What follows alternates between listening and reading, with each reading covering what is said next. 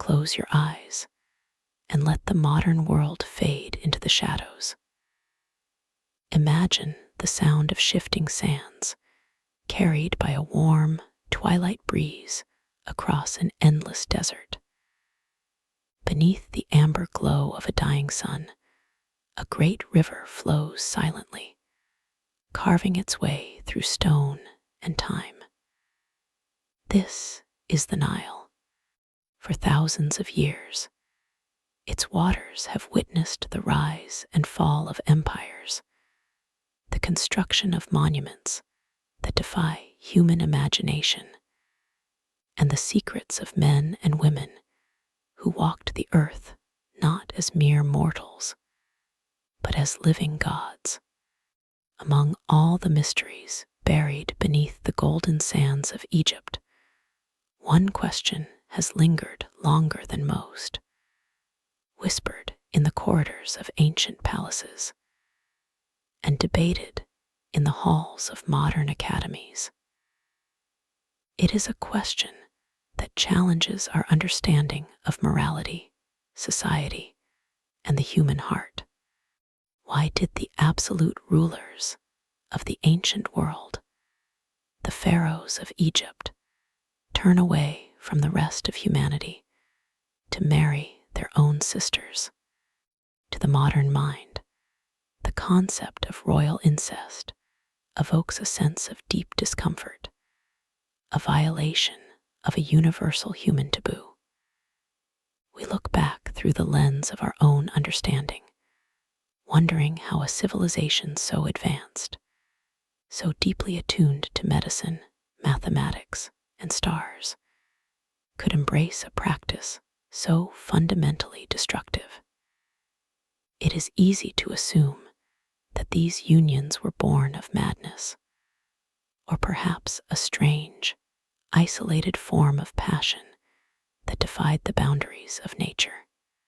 But history is rarely so simple. And as we journey back into the heart of the old, middle, and new kingdoms, we discover a truth that has very little to do with love, and everything to do with something far more intoxicating: the preservation of absolute, unquestioned divinity. The pharaoh was not just a king. He was not a man chosen by the gods, nor was he merely a ruler by divine right. To the ancient Egyptian, the pharaoh was a god walking among men.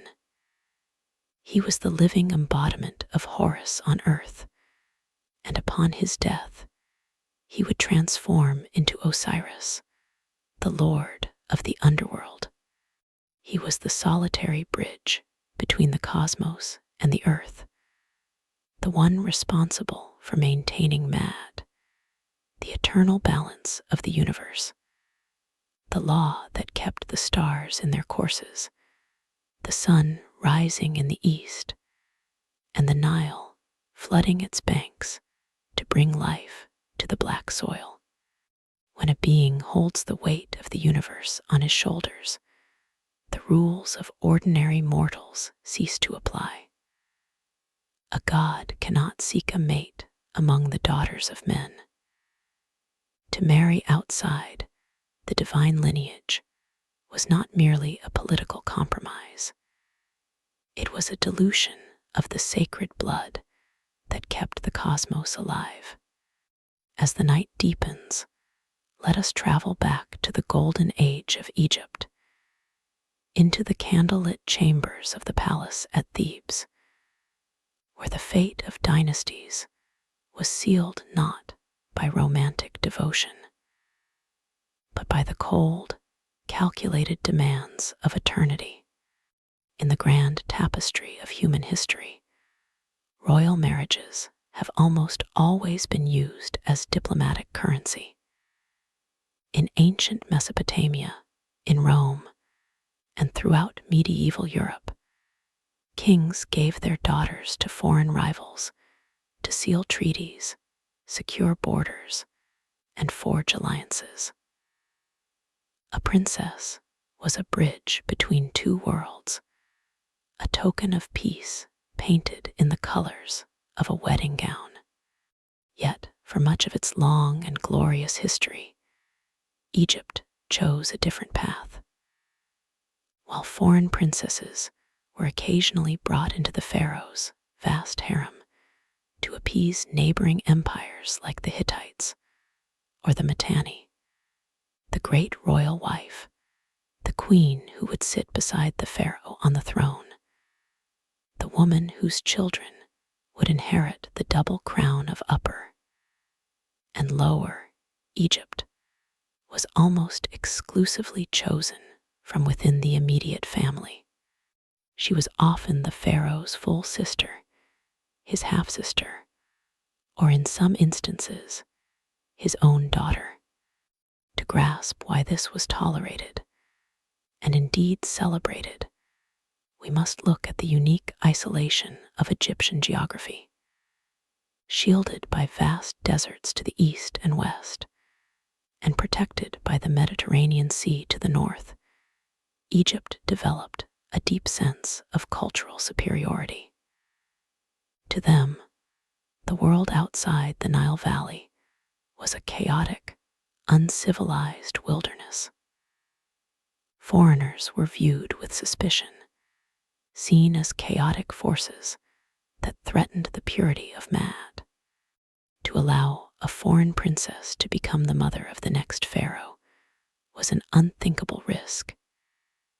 It would mean introducing an element of chaos into the heart of the divine order.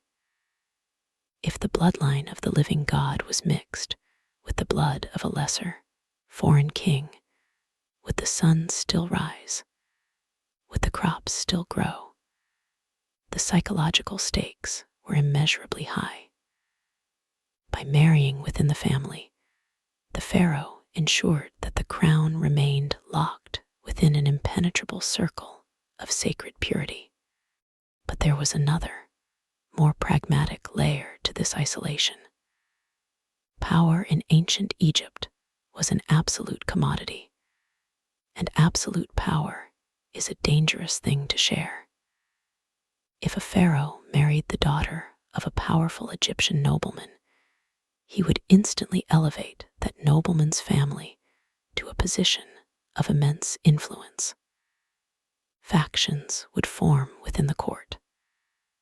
The queen's father and brothers would wield leverage over the throne, creating a rival power center that could threaten the stability of the dynasty. By marrying his own sister, the pharaoh eliminated this domestic threat entirely. The queen's family was already the royal family.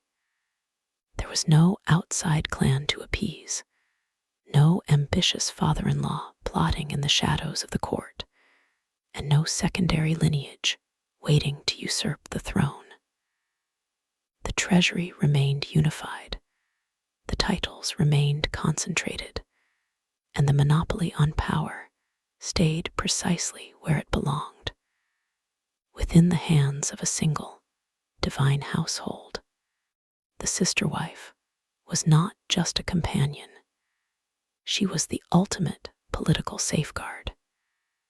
She understood the burdens of the crown because she had been raised beneath its shadow. She was bound to the pharaoh not just by a marriage contract, but by the shared memories of childhood and the heavy knowledge that their survival depended entirely on their ability to stand together against the world.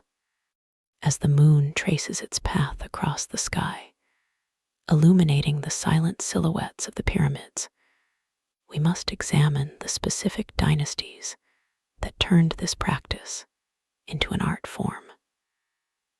The New Kingdom, spanning from the 16th to the 11th century BCE, represents the absolute pinnacle of Egyptian wealth, military might, and cultural expression.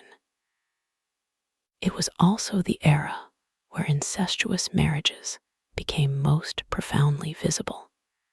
Think of Amos I, the great liberator who who expelled the foreign Hyksos rulers and founded the 18th dynasty. To solidify his claim to the throne and unify a fractured nation, he married his sister, Amos Nefertari. She was not a hidden figure in the palace. She was one of the most powerful women in Egyptian history, elevated to the rank of God's wife of Amun, a title that granted her immense religious and financial independence.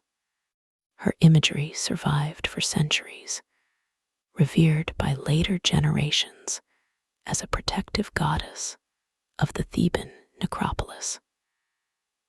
Her union with her brother was seen not as a scandal, but as the foundational act of a glorious new dawn. Generations later, this pattern would repeat with even greater intensity. The legendary pharaoh Thutmose II married his half-sister, Hatshepsut. When Thutmose died prematurely, it was Hatshepsut who stepped into the light, eventually declaring herself pharaoh and ruling Egypt not as a queen regent, but as a king, complete with the traditional ceremonial beard. Her justification for her unprecedented rule was her pure, unadulterated royal lineage. A lineage kept flawless by the very marriages that modern society views with astonishment. And then we arrive at the Amarna period, a time of radical religious upheaval under the heretic King Akhenaten. In his quest to dismantle the ancient pantheon and establish the worship of a single sun god, Akhenaten sought to project an image of absolute, blinding divinity. While his chief wife was the beautiful Nefertiti, historical records and DNA analysis indicate that he also turned to his sisters and daughters to secure the future of his line. It was from one of these deeply insular unions that a frail, young prince named Tutankhamun was born. Tutankhamun himself, ascending the throne as a child in a world fractured by his father's religious experiments, would marry Ankhesenamun, his own half-sister, the daughter of Akhenaten and Nefertiti. In the quiet darkness of his famous tomb, discovered untouched after thousands of years, archaeologists found small, heartbreaking boxes containing the mummified remains of two stillborn daughters. They were the tragic, final embers of a bloodline that had burned too bright, consuming itself in its relentless pursuit of the divine. These kings and queens did not see themselves as breaking laws. They believed they were fulfilling a sacred cosmic duty. They were mimicking the gods themselves, walking in the footsteps of the creators who had shaped the world out of primordial chaos. In their minds, the preservation of the bloodline was the only thing standing between civilization and the terrifying abyss of the unknown. Listen to the stillness of the desert night. As the intense heat of the Egyptian sun surrenders to the cool, enveloping embrace of darkness, look up at the sky. Above the silhouette of the Great Pyramid, the Milky Way stretches like a river of crushed diamonds across the black canvas of eternity. To the modern observer, it is a magnificent display of celestial mechanics. But to the ancient Egyptian mind, this sky was not merely a view, it was a mirror. They believed, with an unshakable and comforting certainty, that the earthly realm was a direct reflection of the divine realm. Every action, every ritual, and every structure built in the Nile Valley was designed to replicate the perfection of the heavens. As above, so below. This principle was the heartbeat of their civilization. If we are to truly understand why the pharaohs married their sisters, we must stop looking at human laws and begin looking at the stars. We must open the sacred scrolls of the Heliopolitan creation myth, a story older than the oldest stones of Memphis, whispered by priests in the perfume-heavy sanctuaries of Karnak and Luxor.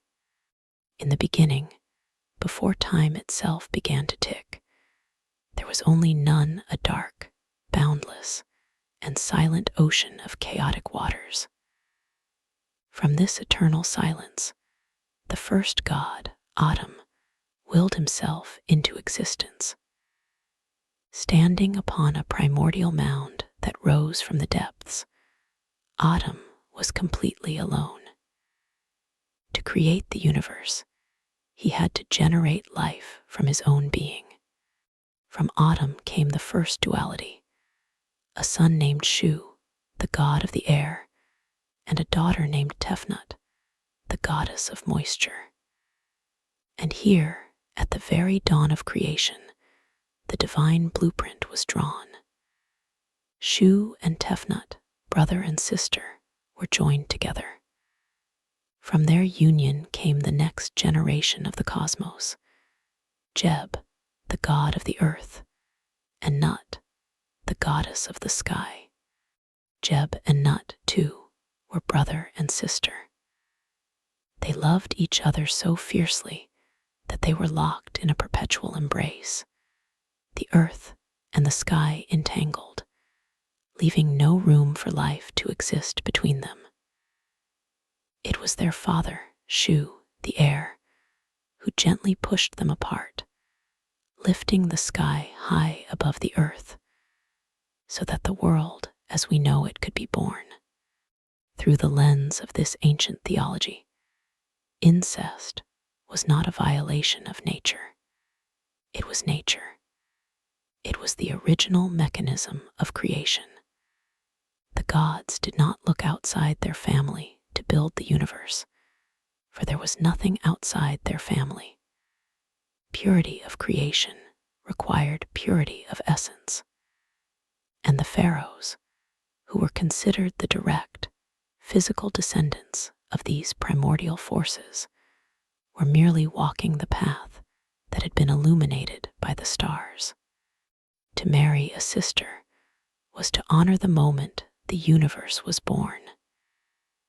It was an act of profound, cosmic obedience, but the story of creation is only the prologue. To find the true emotional core of the pharaoh's marriage, we must turn to the most beloved, most tragic, and most enduring myth in all of ancient Egypt, the story of Osiris and Isis. From the union of the earth and the sky came 4 children, 2 brothers, Osiris and Seth, and 2 sisters, Isis and Nephthys. Legend tells us that Osiris and Isis loved each other before they were even born, embracing in the darkness of their mother's womb. When they came into the world, Osiris took Isis as his wife. Together, they ruled over a golden age. Osiris was the first great king of Egypt, a benevolent god who taught humanity how to farm the black soil, how to bake bread, and how to worship the gods. Isis, his sister wife, was the architect of magic, possessing a wisdom that rivaled the creator himself. They were the perfect balance of male and female energy, of earthly authority and mystical power. But perfection breeds jealousy. Seth, the brother of Osiris, was the god of the barren desert, of storms, and of chaos. Consumed by a dark and bitter envy, Seth conspired against his brother. In a tale that has echoed through the millennia, Seth murdered Osiris, locking him in a beautiful chest and casting it into the winding currents of the Nile, before eventually tearing his brother's body into 14 pieces and scattering them across the vast expanse of Egypt. The grief of Isis is a sound that ancient texts describe as the wind howling through the reeds. She did not weep as a queen who had lost a political ally. She wept as a soul that had been torn in half. Disguising herself as a common mourner, she wandered the earth, her feet bleeding on the sharp stones of the desert, searching relentlessly for the fragments of her brother and husband. Through her unimaginable devotion, and with the help of her sister Nephthys, Isis found the pieces. Using her powerful magic, she bound them together with linen, creating the world's first mummy. And in a moment of pure, transcendent sorrow and power, she transformed into a kite, a gentle bird of prey, and hovered over the silent body of Osiris. With the beating of her wings, she breathed the breath of life back into him, just long enough to conceive a child. That child was Horus, the falcon-headed god of the sky, who would eventually rise to defeat Seth and restore Mad, the divine order to the world. Meanwhile, Osiris descended into the darkness, becoming the eternal lord of the afterlife, the judge of the dead, wrapped in white linen, forever sleeping in the beautiful West. Why does this story matter as we sit in the quiet of our modern night? Because for 3,000 years, this myth was not just a story told around the hearth. It was the absolute, functioning reality of the Egyptian state. When a pharaoh sat upon the golden throne in Memphis or Thebes, he was not merely representing Horus. In the eyes of his people, he was Horus. He was the living embodiment of the victorious sun who keeps chaos at bay. And when that pharaoh died, he did not just pass away, he transformed into Osiris, joining the stars to rule the underworld. But Horus could not rule, and Osiris could not be reborn without Isis. The great royal wife, the queen, was the earthly vessel of Isis. She was the anchor of the pharaoh's divinity. Just as Isis was the sister and wife of Osiris, the queen had to be the sister and wife of the king. By marrying his sister, the pharaoh was actively recreating the myth that held the universe together. Imagine the weight of that responsibility. As a young prince and princess grew up in the shaded, painted corridors of the royal palace, playing beside lotus pools and listening to the distant chants of priests, they were taught that their union was inevitable. It was not born of teenage romance or personal desire.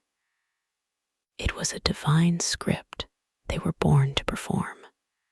When they stood together in the temple, surrounded by the swirling smoke of frankincense and the chanting of the high priests, they were no longer simply human siblings. They were the ancient gods, walking the earth once more. If they failed to unite, if they broke the sacred mirror of the heavens by bringing foreign, unhallowed blood onto the throne, they believed the Nile would dry up.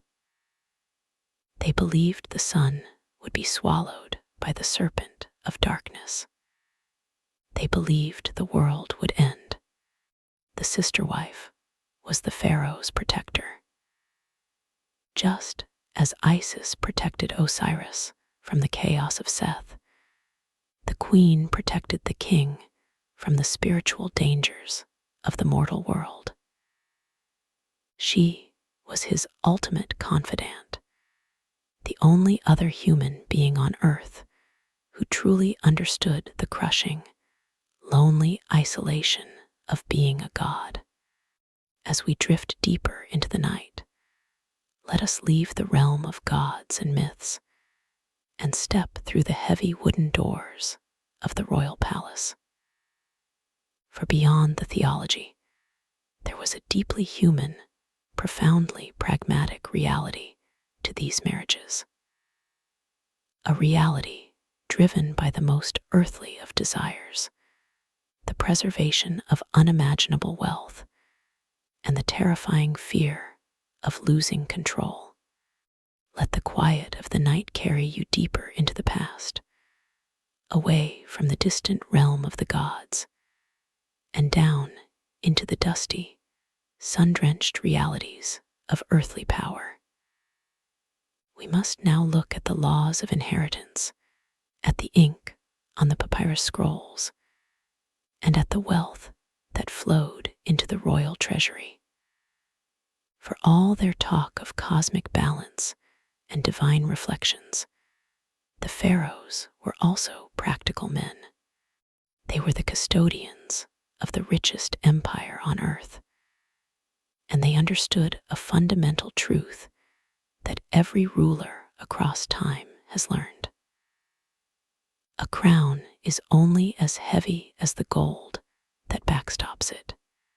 To understand the legal mechanics behind why a pharaoh married his sister, we must uncover a structural secret of ancient Egyptian society, a secret that modern historians call the matrilineal puzzle. In many ancient civilizations, from Greece to Rome, lineage was a straight line traced through the father. The son inherited the father's land, the father's name, and the father's sword. The mother was often viewed merely as a vessel, a silent partner in the continuation of the male line. But in the black land of Egypt, the blood that flowed through a woman's veins held a different kind of magic. While the pharaoh was almost always a man, the right to rule, the legitimate, unquestioned title to the throne, was often carried and transmitted through the female line.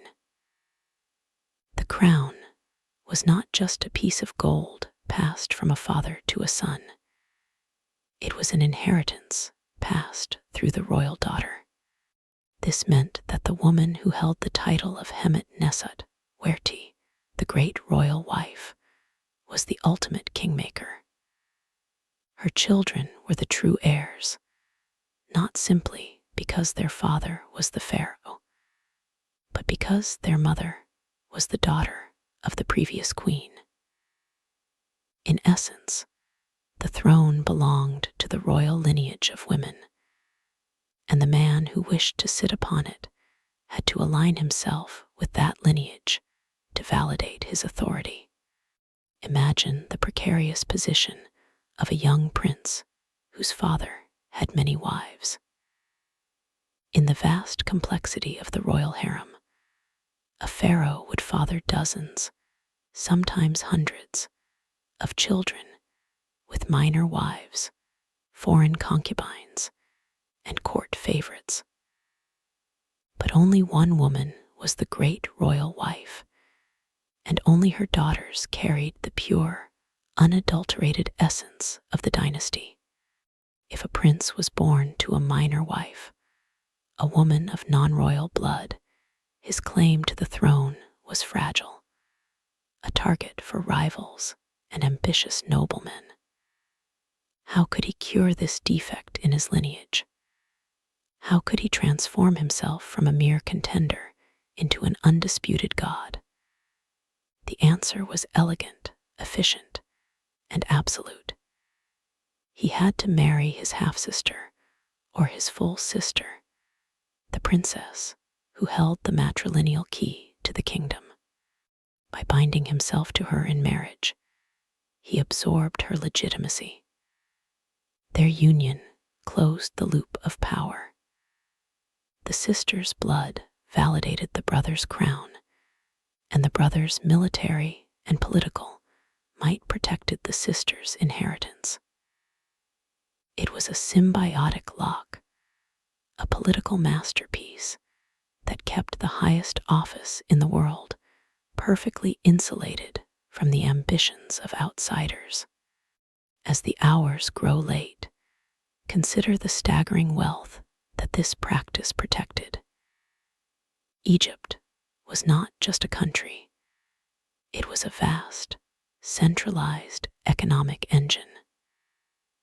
Every grain of wheat harvested from the banks of the Nile, every ounce of gold mined from the burning hills of Nubia, every jar of precious oil imported from the Levant flowed toward a single destination: the royal palace and the great temples that stood beside it. In many historical societies, when a princess married outside the royal house, she was given a dowry, a massive transfer of wealth consisting of lands, titles, gold, and servants that left the kingdom with her. Over generations, these marriages chipped away at the royal estate. Land was divided. Fortunes were scattered among rival noble families, and the central authority of the king was gradually eroded by the rising wealth of his subjects. The pharaohs looked at this potential fragmentation and chose a different path. By keeping their marriages within the immediate family, they ensured that not a single acre of royal land, nor a single ring of royal gold, ever left the possession of the crown. The treasury remained unified, generation after generation, a massive, unbroken monolith of wealth that no noble family could ever hope to rival. This economic insulation was particularly vital during the transition between dynasties.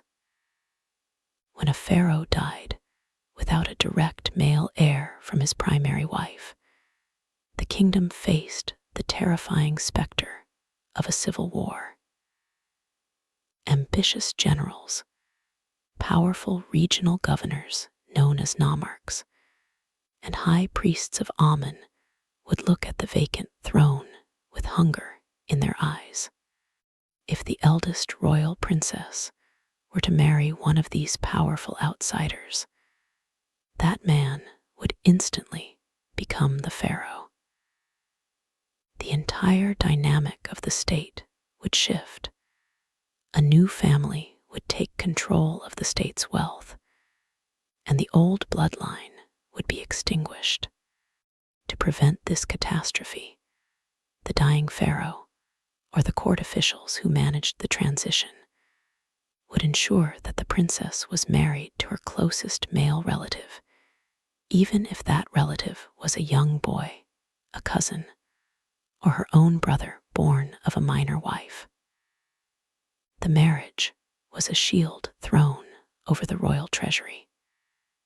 It signaled to the ambitious nobility that the inner circle remained closed, that the wealth of Egypt would not be distributed, and that the monopoly on the divine bloodline remained intact. When you look at the breathtaking monuments that still stand along the Nile, the towering columns of Karnak, the hidden tombs of the Valley of the Kings, the colossal statues of Abu Simbel, you are looking at the fruits of this economic consolidation. These structures required an unimaginable concentration of resource and labor, a continuity of wealth that lasted for centuries without interruption. They were built with the gold that stayed at home, preserved by the silent, calculated sacrifices of sister wives who guarded the gates of the treasury with their very lives. Let us step closer into the quiet intimacy of the royal quarters, past the heavy stone guards and the linen drapes, into the spaces where the public masks of divinity were laid aside. What was the human reality of these economic and political arrangements? How did a brother and sister, raised under the intense scrutiny of the most formal court on earth, navigate a relationship that was both a sacred ritual and a domestic partnership? Historical records from ancient Egypt are famously reticent about the private emotions of their rulers. The inscriptions on temple walls show the pharaoh and his queen as static, perfect figures, gazing forward into eternity with serene smiles. But if we listen closely to the poetry left behind on fragments of pottery and stray sheets of papyrus, the love songs of the New Kingdom, we find a strange and fascinating cultural clue. In these ancient poems, young lovers do not call each other sweetheart or beloved. Instead, they use the words sen and senet, which translate literally as brother and sister. A young man sings of his longing for his sister, praising her hair that smells of myrrh and her eyes that shine like the evening star. A young woman laments the absence of her brother, counting the hours until he returns from the fields or the hunt. To the modern ear, this terminology sounds unsettling, but to the ancient Egyptian, it was the ultimate expression of intimacy and equality.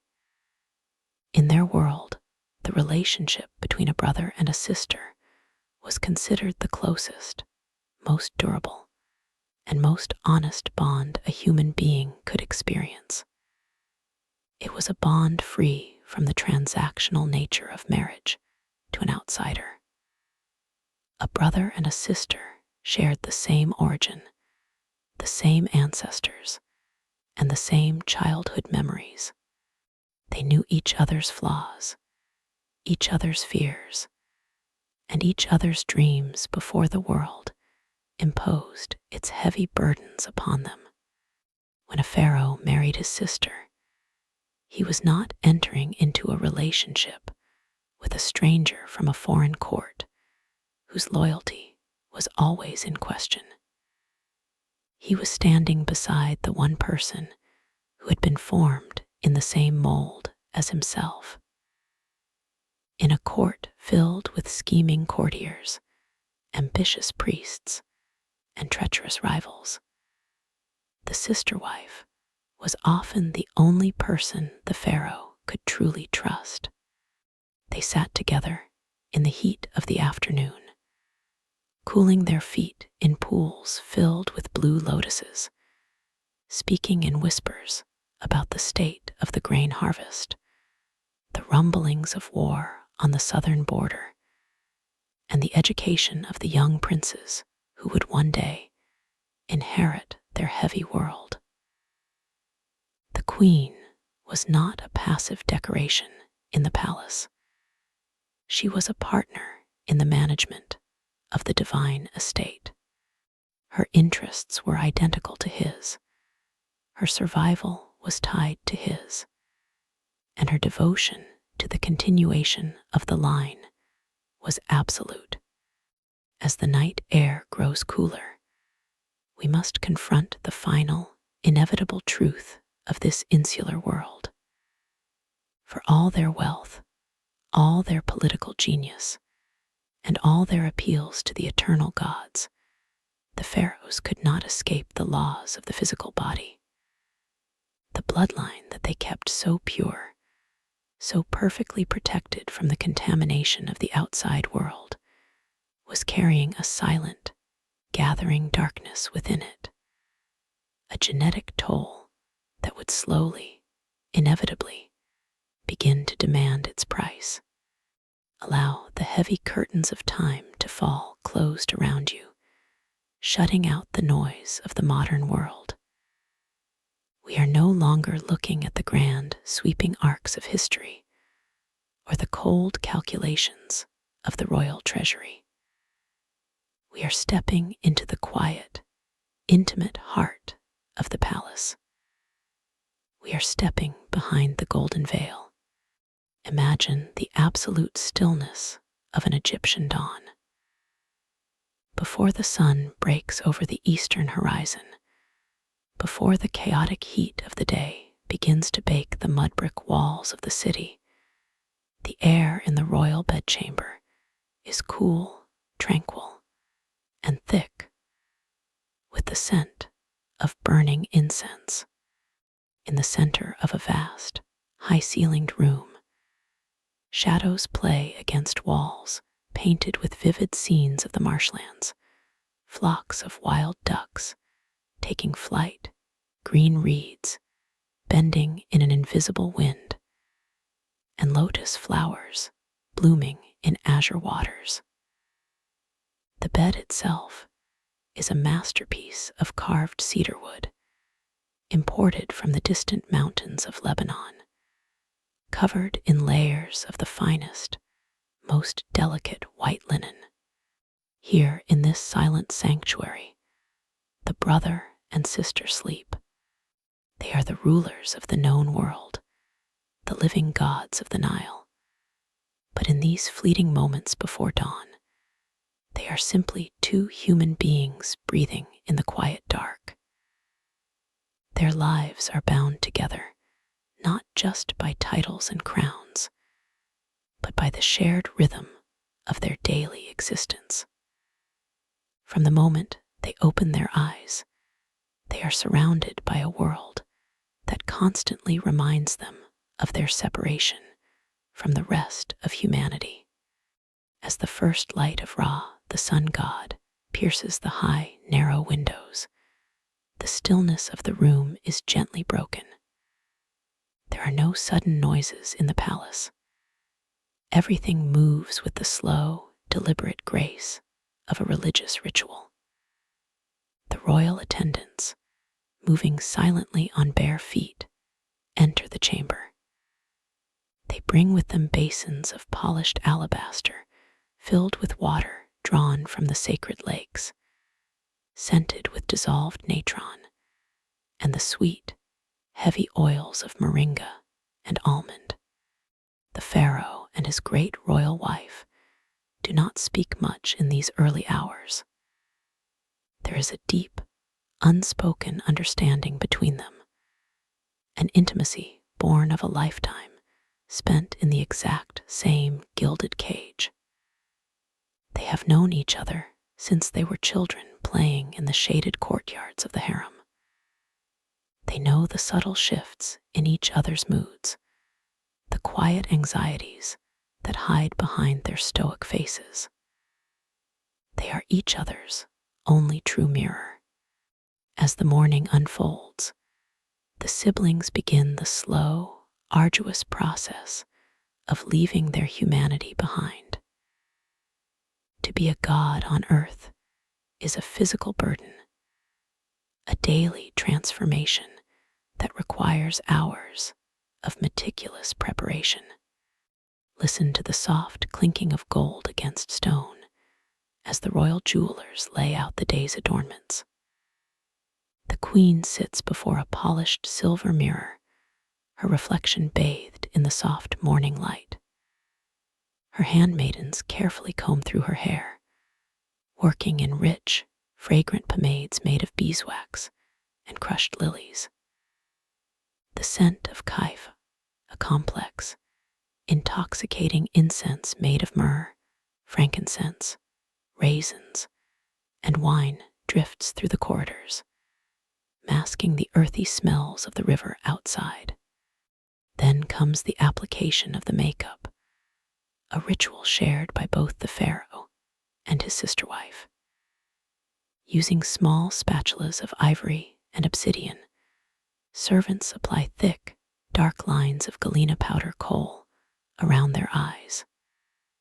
The kohl is cool against the skin, designed to ward off the blinding glare of the desert sun and protect against infection.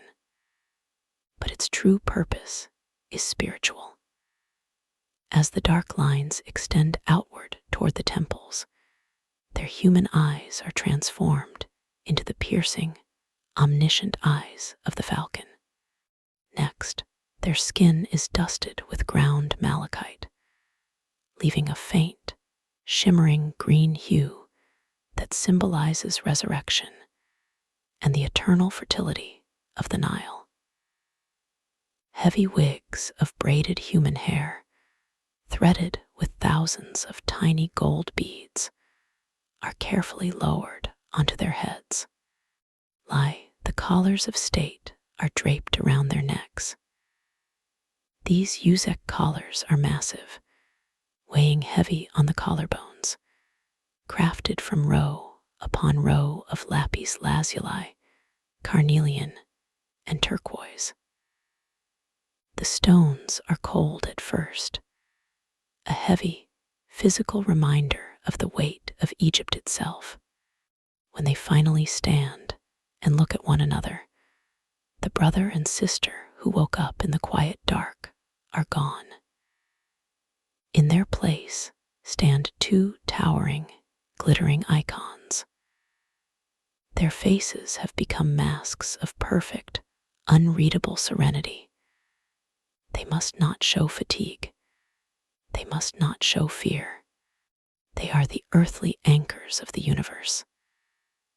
And as they walk side by side out into the blinding light of the great courtyard to face their court, they know that they are the only two people in the crowd who truly understand the crushing weight of the gold they wear.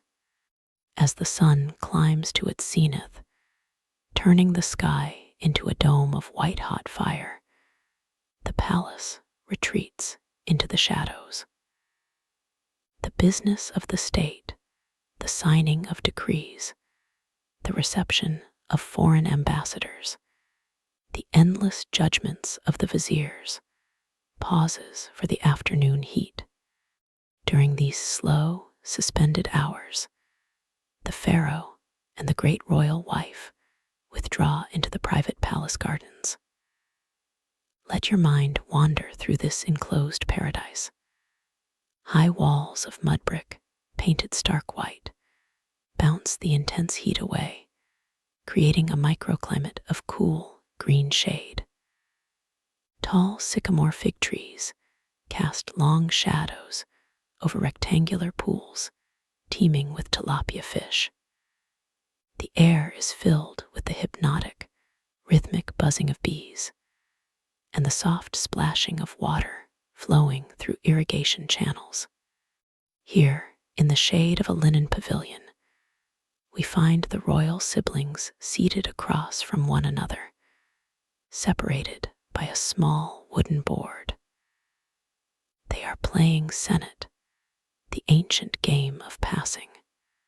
The movement of the carved ivory pieces across the 30 squares of the board is accompanied only by the distant cooing of doves. To an observer, it is a scene of perfect leisure.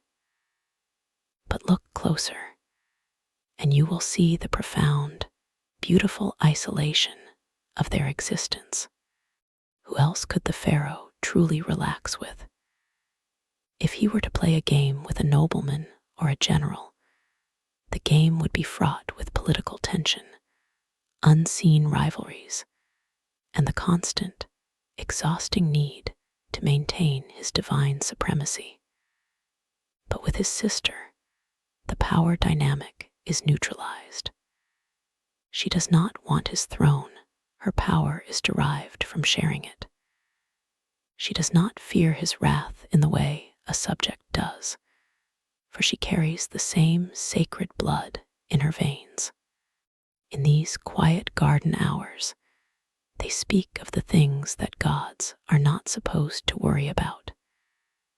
They whisper about their failing health, about the strange dreams that haunt the pharaoh's sleep, about the terrifying mortality of their children. The sister wife acts as a sounding board, a fiercely loyal confidant who guards his secrets with her life. She is the keeper of his vulnerabilities. Yet this absolute reliance on one another creates an echo chamber. The walls of the garden keep out the heat, but they also keep out the reality of the world beyond the palace.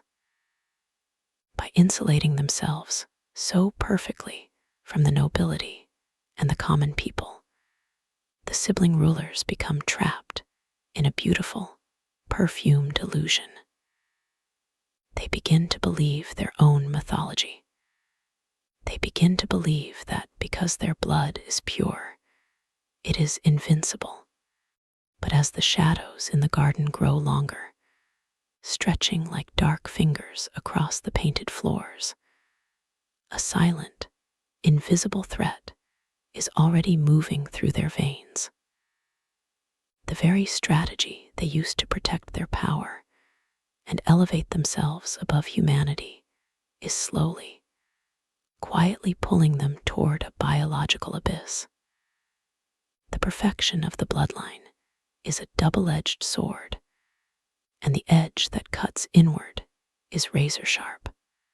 As the night deepens and the modern world slips further into slumber, let the cool, invisible desert wind carry away the heavy, intoxicating perfumes of the royal court. We must now step away from the painted gardens and the grand theological illusions and walk down into the quiet, unyielding reality of the human body. The pharaohs believed they were distilling their bloodline. They believed that by folding their lineage inward, generation after generation, they were burning away the impurities of mortal men, leaving only the pure, indestructible gold of the gods. But a river that only flows into itself eventually stagnates. A tree that weaves its roots entirely into its own trunk will eventually find no nourishment in the soil. Biology, unlike the loyal courtiers of the palace, does not bow to a crown. It keeps its own silent, unforgiving ledger. Every human being carries within them a vast library of microscopic instructions, a genetic code passed down through the millennia. Within this library, there are quiet, dormant flaws, recessive traits that hide in the shadows, harmless as long as they are paired with a healthy counterpart from an outside lineage. But when a brother and a sister unite, they are opening the exact same biological library. They are drawing from the same finite pool of traits. And when those hidden, dormant flaws meet their exact reflection, they awaken. The silent toll of the sacred bloodline was not exacted in a single generation. It was a slow, creeping shadow, a biological debt that compounded over centuries. At first, the effects were invisible, perhaps a slight weakening of the immune system, a susceptibility to the fevers that drifted up from the Nile marshes. But as the dynasties wore on, and the loop of the royal family tightened ever closer, the shadow began to materialize into bone, flesh, and suffering. The divine rulers, who were depicted on the towering temple walls of Karnak as colossal, muscular giants striking down their enemies with perfect, effortless grace, were, in reality, fighting a losing battle against their own DNA. To truly understand the tragic weight of this biological inheritance, we must look at the most famous pharaoh of them all, the boy king, Tutankhamun. When the modern world first broke through the sealed doors of his tomb in 1922, they were blinded by the glitter of gold. They saw the magnificent death mask, the alabaster jars, the gilded chariots, and the perfect, serene face of a boy frozen in eternal youth. For decades, the public imagined Tutankhamun as a vibrant, golden prince riding swiftly across the desert. But in the quiet, clinical light of modern science, a profoundly different and heartbreaking reality emerged. DNA analysis and high-resolution CT scans of his mummy revealed the undeniable truth of his lineage. Tutankhamun was the product of a deeply insular union. His father, the heretic King Akhenaten, had fathered him with his own full sister. The boy king was the ultimate culmination of the sacred bloodline, carrying the concentrated essence of the glorious 18th dynasty. He also carried its concentrated suffering. Imagine Tutankhamun waking in the dim morning light of his chamber. He does not leap from his cedar bed with the vigor of a god. He moves slowly, wincing as a deep, chronic ache radiates from his bones. The boy king suffered from choler disease, a painful, necrotic condition that slowly destroyed the bones in his left foot. He had a pronounced clubfoot, making it impossible for him to stand or walk unassisted. In the breathless silence of his tomb, archaeologists found a poignant, hidden truth. Over 130 walking sticks and canes were carefully packed alongside the golden treasures. Some showed heavy wear at the tips, evidence of a young man dragging his foot across the polished floors of the palace. He was the lord of the two lands, the living Horus, the high priest of every temple in Egypt. Yet, he was frail, ravaged by multiple bouts of severe malaria, and trapped in a body that was structurally collapsing beneath the invisible weight of his ancestors' choices. When he sat in a chariot for the state processions, he likely had to be strapped in, bracing his fragile spine against the movement of the horses, while smiling behind a mask of divine perfection. Yet the physical pain of the king was not the heaviest toll the bloodline demanded. The true tragedy lay in the royal nursery, in the quiet, devastating grief of a family that could not save itself. To secure his throne and honor the ancient mythological blueprint, the young Tutankhamun was married to his half-sister, Ankhesenamun. They had played together in the sunlit courtyards of Amarna as children. They were the last remaining hope of their dynasty, two teenagers bearing the crushing responsibility of keeping the universe from unraveling. Their duty was clear. They had to produce a living heir. We can only imagine the desperate prayers whispered in the temples of Amun, the thick smoke of incense rising to the silent stars, as the young queen's belly swelled with the promise of a new generation. We can imagine the midwives rushing through the torchlit corridors, the chanting of protective spells, and the agonizing, suspended hours of labor. But the gods did not answer. The genetic well had run completely dry.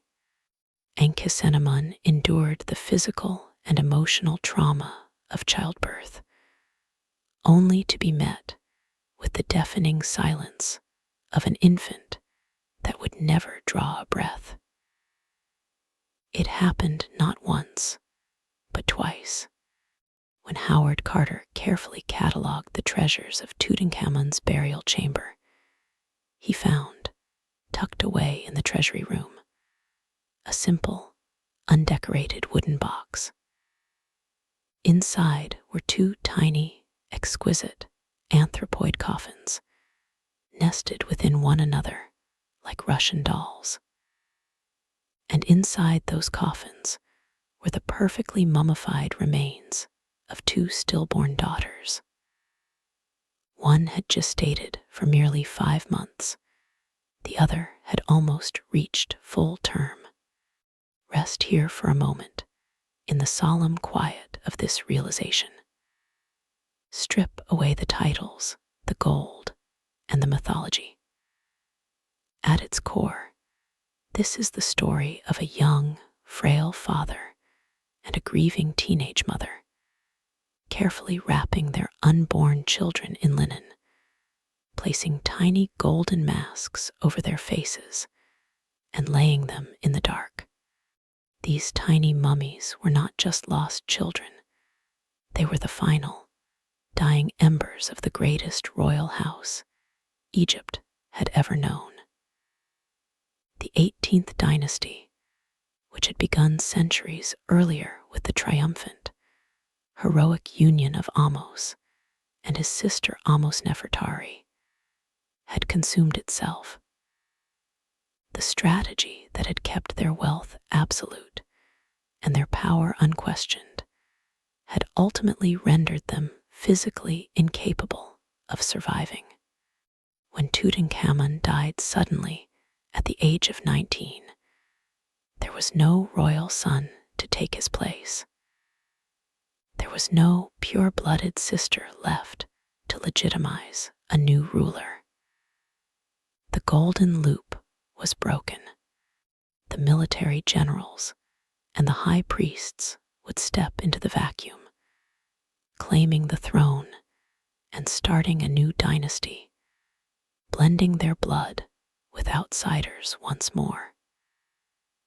The sacred necessity of sister marriage would fade into the background, returning only sporadically in later eras.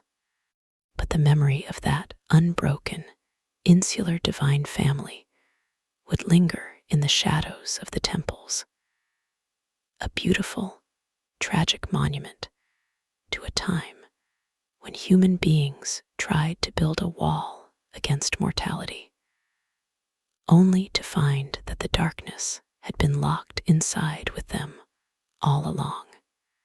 As the deep stillness of the middle of the night settles over us, let us leave behind the frail, breaking bodies of the mortal kings and step into the vast, luminous expanse of the Egyptian afterlife.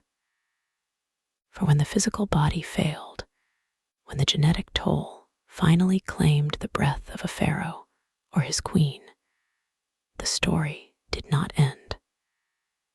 In the minds of the ancient Egyptians, the true journey was only just beginning. The death of a pharaoh was not viewed as a tragedy, but as a cosmic transition. The mortal shell, exhausted by the heavy burdens of earthly rule, was carried into the Pernefer, the house of purification. Here, away from the eyes of the public, the high priests performed the sacred alchemy of mummification. They were not merely preserving flesh, they were crafting a god. Imagine the scene illuminated by the flickering amber light of oil lamps. The air is thick with the astringent scent of natron salt, the sharp aroma of cedar resin, and the sweet fragrance of crushed juniper berries. The chief embalmer wears the terrifying, magnificent mask of Anubis, the jackal-headed god of the underworld. With practiced, reverent movements, the priests wash the body, treating it as the ultimate sacred artifact. Every limb is wrapped in hundreds of yards of the finest, snow-white linen.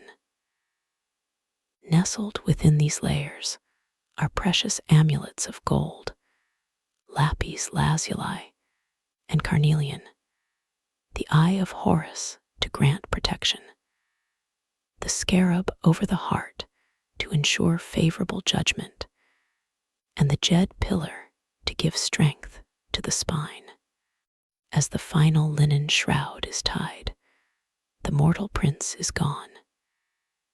He has been transformed into a perfect, gleaming icon of Osiris. When the heavy stone lid of the sarcophagus was lowered into place deep within the silent, hidden chambers of the Valley of the Kings, the brother and sister were finally reunited in eternity. In the beautiful West, where the sun god Ra descended each night into the underworld, there was no physical pain, no empty nurseries, and no genetic decay. On the painted walls of the tombs, they are depicted walking hand in hand through the field of reeds, a celestial version of the Nile Delta, where the crops grew taller than men.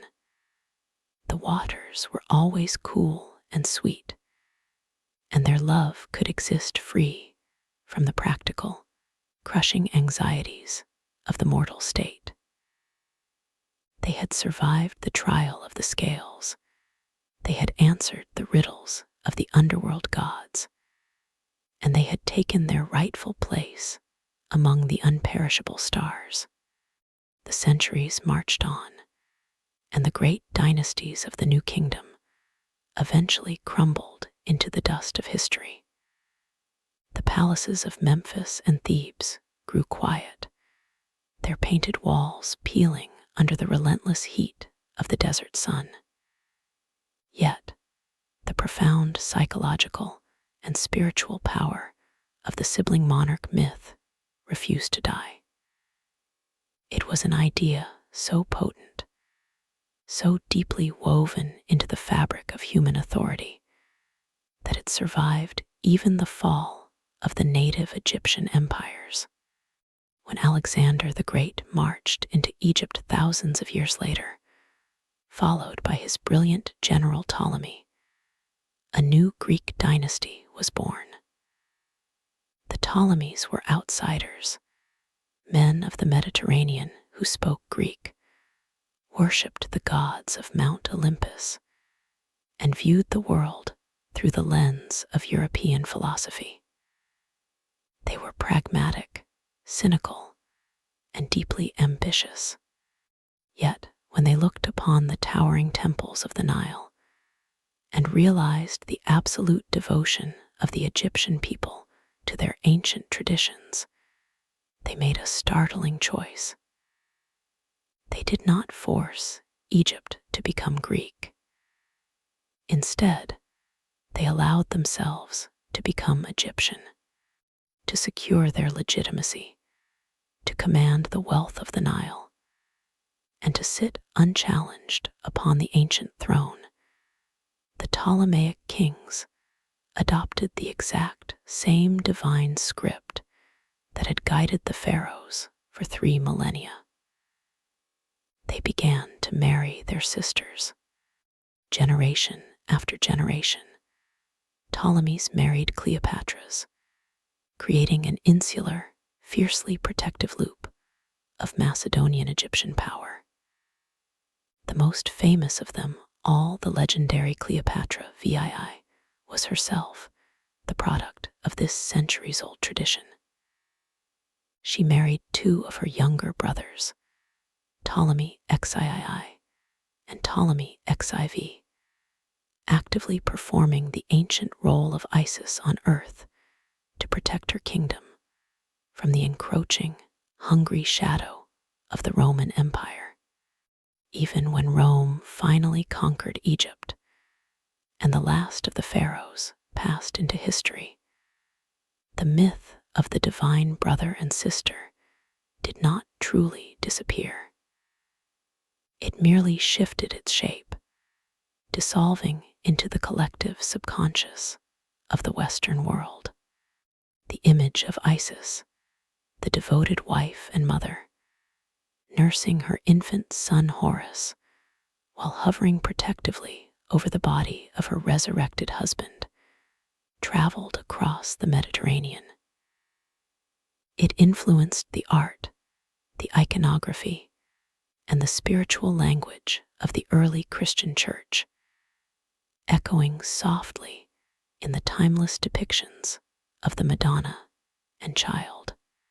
The ancient Egyptians' search for balance, for a love that could conquer death, for a union that could hold the chaotic forces of the universe at bay, became a permanent part of the human story. Now, let the long journey through the millennia draw to a gentle, quiet close. The grand temples of Karnak and Luxor stand silent beneath the vast dome of the Egyptian night.